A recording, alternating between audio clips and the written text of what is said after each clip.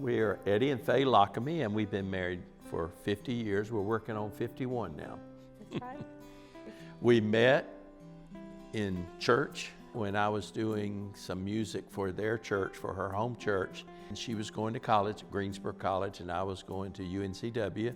I drove to Greensboro, a couple hours away, and we dated and went back the next weekend, and went back the next weekend, and then the fourth weekend I asked her to marry me.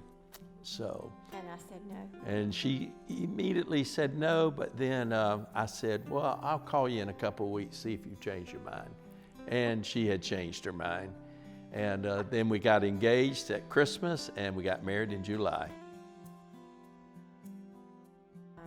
Our commitment, knowing that whoever we married, it was for life.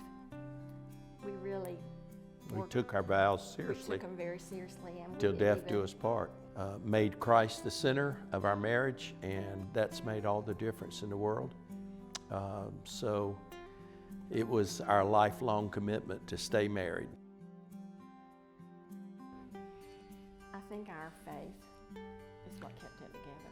I think the valleys that we go through really are the best times in our life as far as growing as a couple and coming closer together.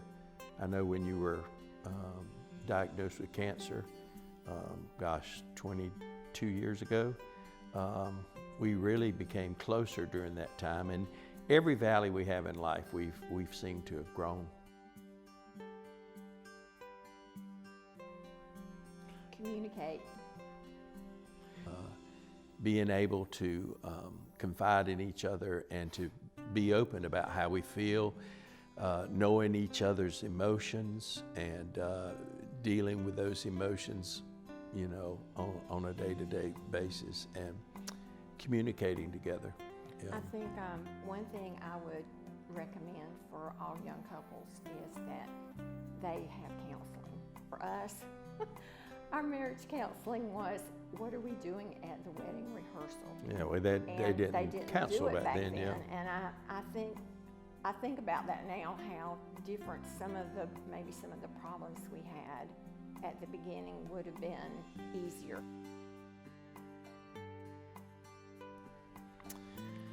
Well, she always says she's sorry after we fight, so no, I'm just kidding.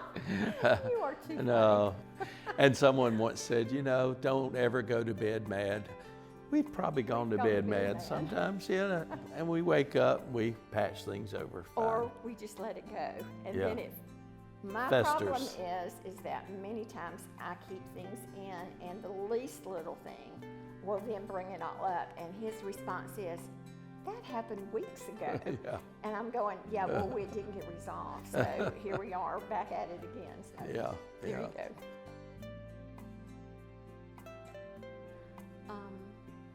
I think his consistency, his love for the Lord,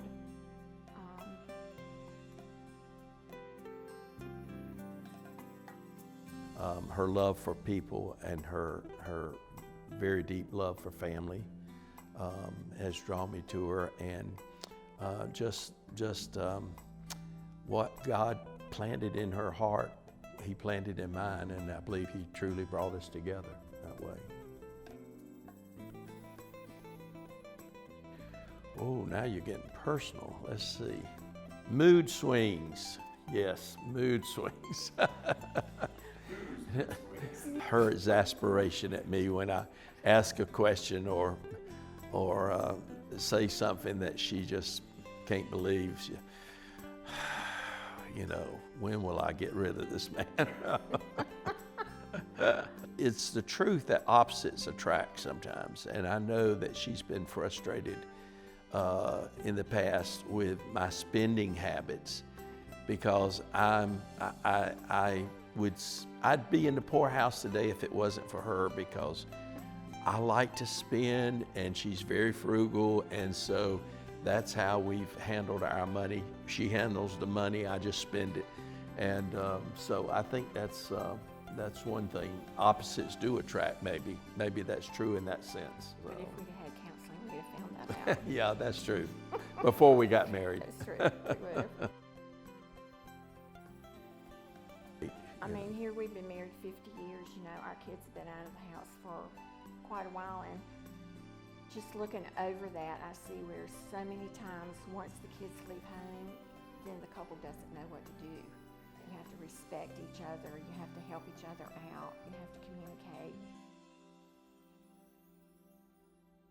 We owe each other to say every day, many times a day, I love you,